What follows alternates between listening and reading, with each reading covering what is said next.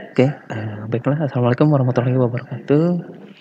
Jadi di pertemuan kedua ini ya, eee, saya akan membahas sedikit tentang, eee, kita review sedikit yang materi kemarin ya.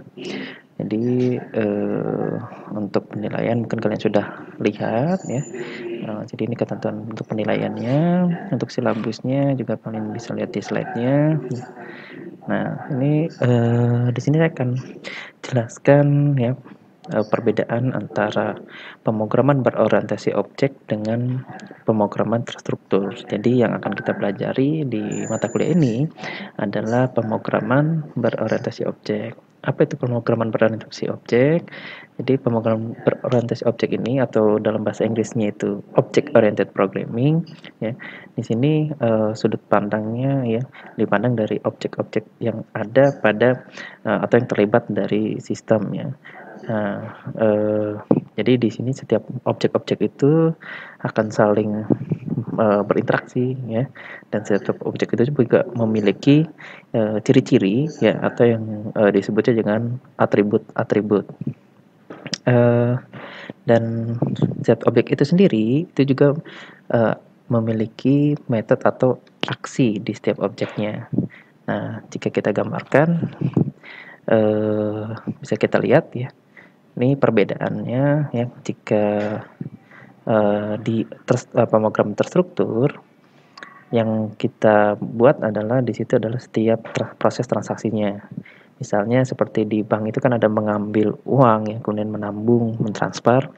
Nah, itu dalam pemrograman struktur itu dibuat langkah-langkahnya setiap transaksi. Namun berbeda dengan object oriented. Jadi di sini kita lihat dulu entitasnya apa saja ya, entitasnya apa saja yang ada eh, di bank itu ya, ada pelanggan, ada uang, kemudian ada rekening. Nah, nanti pelanggan itu dengan uang yaitu saling berinteraksi ya di sini, dan rekening juga itu juga merupakan tempat ininya ya, tempat menyimpannya itu juga saling berinteraksi. Jadi nanti ada aksi-aksi yang mesti dilakukan oleh pelanggan ya, rekening dan entitas lainnya. Jadi cara pandangnya berbeda ya. Jadi di sini lebih ke objek-objeknya atau dalam basis data itu disebut dengan entitas. Nah, ini cara mendefinisikan kelas pada sisap ya.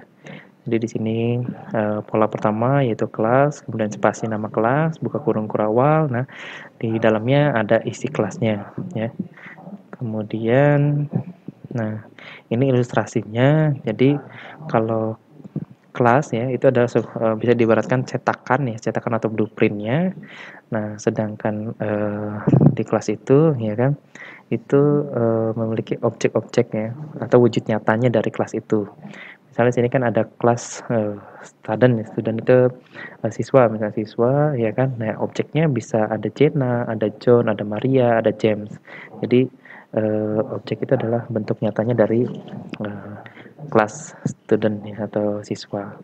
Oke, di sini kan ada juga nomornya R005, R010. Nah, itu adalah atributnya ya, atribut yang dimiliki setiap objek atau nilai atributnya. Nah, seperti itu. Oke. Nah, eh di pertemuan kedua ini ya. Oke, di pertemuan kedua ini kita akan coba membuat program sederhana ya. Jadi di sini untuk membentuk suatu kelas ya. Nah, misalnya di sini ada kelas mobil ya kan. Nah, mobil ini kan memiliki ciri-ciri. Mobil ini memiliki ciri-ciri misalnya seperti merek ya, kemudian warna ya, kemudian misalnya tahun pembuatan, nomor polisi dan lain sebagainya. Nah, ini contohnya dua saja ya, merek dan warna. Kemudian mobil ini itu bisa ini ya, bisa dioperasikan atau bisa memiliki fungsi. Nah, fungsi ini dalam OOP itu disebut dengan metode. Nah, metodenya di sini saya buat adalah maju. Jadi mobil itu kan bisa maju ya, maju ke depan. Nah, kalau di sini kita ilustrasikan saja dengan teks ya. Jadi pada saat kita panggil, maka akan muncul tulisan mobil, misalnya dengan merek yang ditentukan ya. Kemudian di situ ada tulisan jalan maju. Nah, ini atribut dan metodenya ya. Nah, bentar. Ini oke. Nah, untuk mendeklarasikannya ya, cara mendeklarasikannya, kalian kan pernah belajar mendeklarasikan variabel. Nah, di sini agak sedikit berbeda ya dalam mendeklarasikan sebuah objek kelas mobil ya. Nah, di sini yang pertama kita panggil dulu nama kelasnya, kemudian kita buat nama objeknya ya. Aturan untuk pembuatan nama objek itu mirip dengan pembuatan variabel. Jadi untuk nama objeknya ini tidak boleh dimulai dengan angka, hanya dimulai dengan huruf ya. Simbol juga nggak boleh. Kemudian tapi ini ya di akhirnya boleh, maksudnya yang penting nggak dimulai aja, misalnya di huruf kedua, ketiga nggak apa-apa pakai angka ya. Tapi yang nggak boleh itu adalah di awal. Oke. Kemudian selanjutnya sama dengan di sini ada new ya.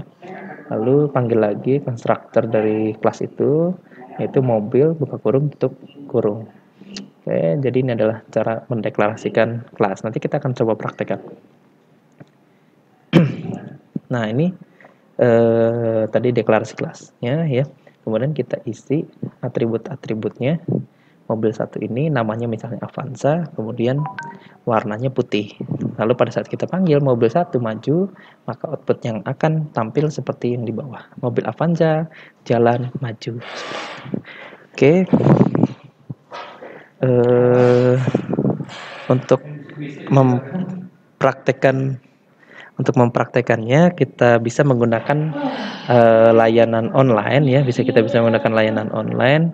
Di sini saya menggunakan .NET Fiddle ya, .NET Fiddle. Kalian lihat saja linknya di slide saya. Jadi di .NET Fiddle ini ya, kalian bisa membuat program menggunakan bahasa pemrograman C# ya. Di sini juga ada dengan VB.NET, tapi yang akan kita pelajari yaitu C#.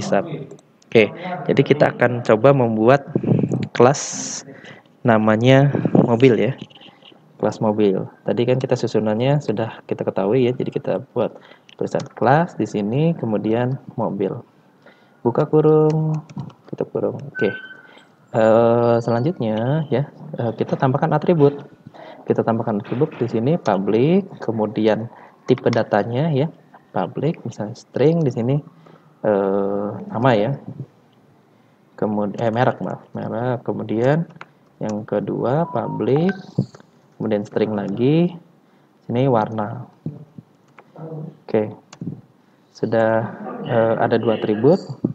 Kemudian kita tambahkan lagi metodenya tadi adalah maju.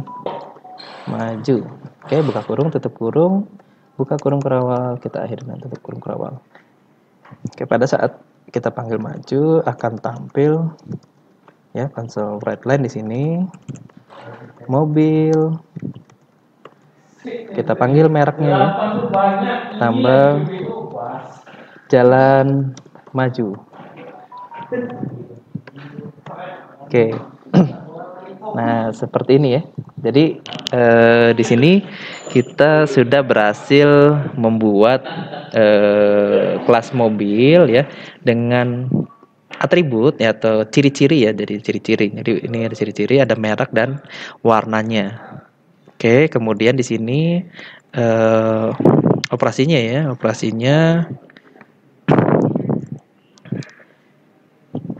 Maaf, di sini ada yang kurang, ada void. Oke, jadi operasinya di sini atau metodenya yang kita deklarasikan di sini ada metode maju ya, maju. Oke, setelah kita punya cetaknya ya ini, atau cetak blueprintnya ya kan, kita tinggal buat objeknya ya, kita buat objeknya. Jadi cara membuat objeknya ini tetap di dalam main program, di dalam main program. Nah, tadi cara mendeklarasinya kita panggil nama kelasnya ya. Kemudian kita buat di sini mobil 1 ya, mobil 1 sama dengan new mobil ya, konstruktornya mobil, kemudian titik koma. Lalu kita isi ya atributnya. Mobil merek sama dengan misalnya Avanza. Nih, kemudian mobil satu ya, itu warnanya sama dengan putih. Oke, lalu kita panggil metodenya mobil satu titik maju. Nah, kalau metode ini bedanya ada ini ya, ada buka kurung tutup kurung. Ini sebenarnya untuk menempatkan parameter. Tapi karena parameternya itu kosong ya, kita tidak menggunakan parameter. Nah, jadi ini tidak diisi. Nanti kita akan jelaskan ya, nanti kita akan pelajari tentang parameternya. Oke. Setelah selesai ya, ini main programnya kita coba running. Oke, hasilnya di sini outputnya adalah mobil Avanza jalan maju. Nah, itu artinya sudah berhasil ya. Nah, ini mungkin kalau misalnya untuk sisapnya kan karena kalian sudah belajar di algoritma ya dan pemrograman, jadi saya tidak perlu menjelaskan lebih jauh lagi mengenai program sisap ini ya, pembuatan deklarasi variabel dan lain sebagainya. Saya rasa kalian bisa coba buka-buka kembali ya materi yang lama. Nah, setelah kita berhasil ini ya, kalian boleh coba di rumah ya. Kalian coba latihan membuat kelas yang lain ya. Jadi di sini saya tambahkan di akhir slide.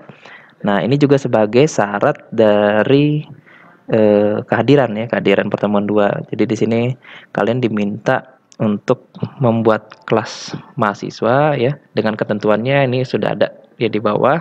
Kalian pelajari saja ya, analisis dulu baru kalian buat. Nah, caranya kan tadi saya sudah sampaikan ya. Nah, kalau misalnya ada yang kurang jelas ya boleh nanti kalian komentar saja ya di Edmodo atau bisa melalui WhatsApp. Oke, baiklah untuk pertemuan kedua ini saya rasa saya cukupkan sampai di sini saja ya. Terima kasih atas perhatiannya. Saya akhiri. Wassalamualaikum warahmatullahi wabarakatuh.